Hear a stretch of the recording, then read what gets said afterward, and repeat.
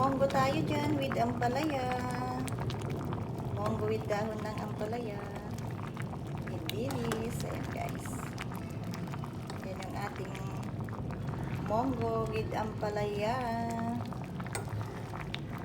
Pwede nang kumain. Yummy, yummy. Ayan na, luto na. So, yan guys, hiwain na natin yung ating ingredients. Nahugasan na rin natin to. So, ayan, kalahating sibuyas. So, hiwa-hiwain lang natin guys. Ayan.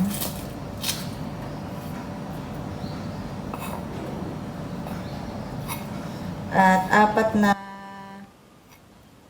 cloves ng bawang. So, press lang natin guys para madaling hiwain.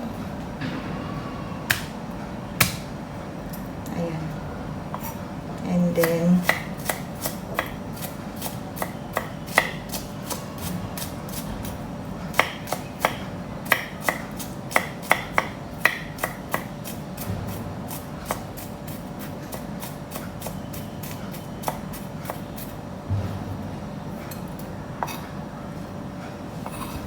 so, yan siya.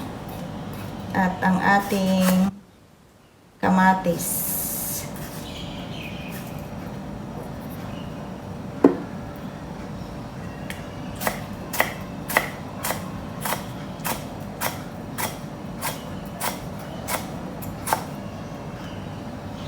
So, buong kamatis guys ang ating ilalagay para masarap yung ating monggo.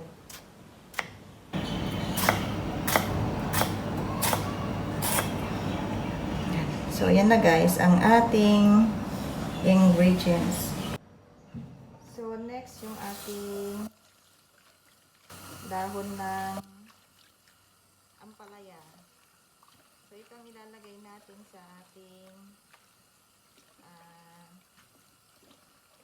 gulay, sa ating munggo. Ayan, so hugasan natin siya ng 3 beses.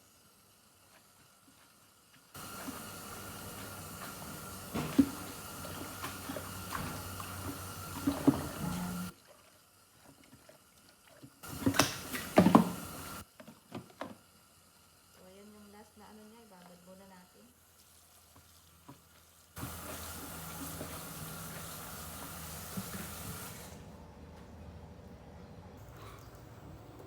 At ito na nga, kumukulo na yung ating monggo.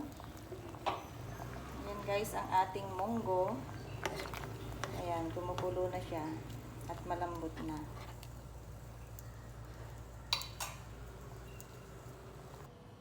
At ito nga, at magprito tayo ng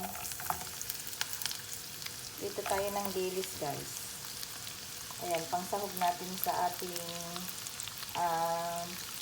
monggo. So, yung ating mantika is leftover oil, yung ginamit ko.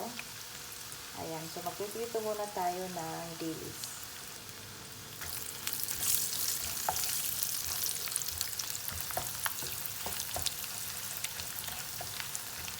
So, prito lang natin yung dilis, then pwede na natin igisa yung ating gulay, ang ating monggo. After nito guys.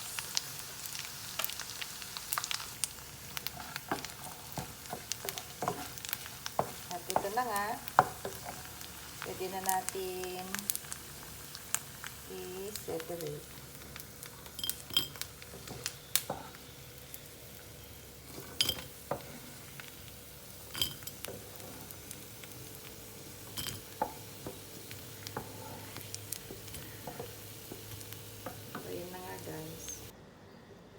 So, ito na guys, yung ating fried dilis. Ito yung ating ampalaya leaves, tomato, ang ating garlic, then ang ating onion. So, yan guys, ang ating ingredients. So, start na tayong maggisa guys.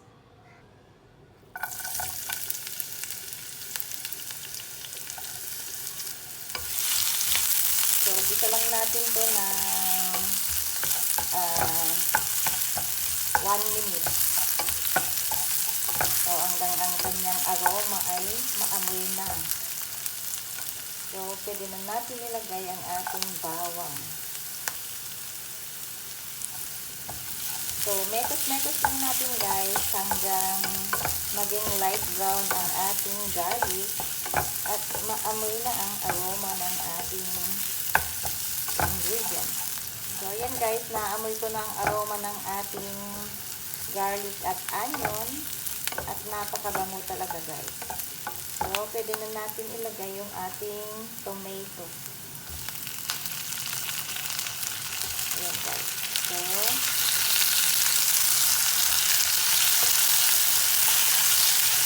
mekos-mekos lang natin yan guys.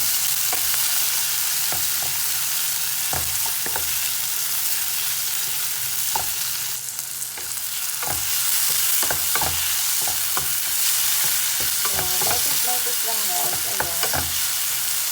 After nyan, pwede na natin ilagay yung ating dilis.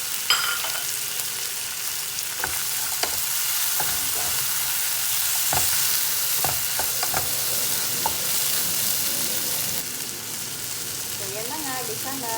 At pwede na natin ilagay sa ating kumukulong munggo. Transfer lang natin sa ating kumukulong munggo. So, yan na nga guys.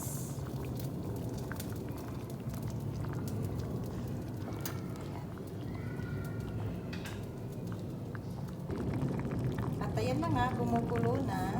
So, pwede na tayong maglagay ng salt. Ayan. 1 teaspoon salt lang tayo guys. At magdagdag tayo ng konting patis para mas malasa. So, ganito lang guys ang recipe natin. Simpleng recipe lang. Panlasang Pinoy yan guys. So, tikman natin guys. Wow, so yummy. So, takpan natin sandali guys. Ayan. After nyan, ayan. So, pwede na natin ilagay yung ating gulay. So, ito yung ating gulay guys.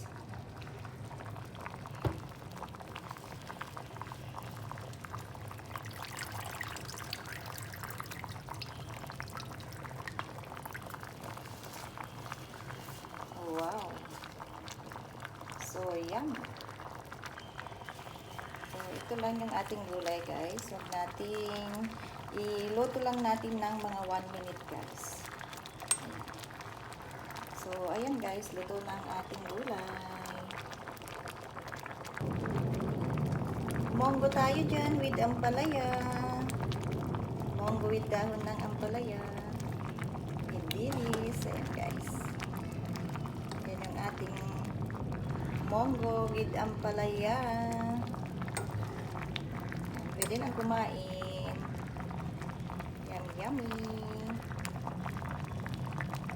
Yan na, luto na. So, yan na guys. Pwede na tayong kumain. Yan na yung ating ampalaya.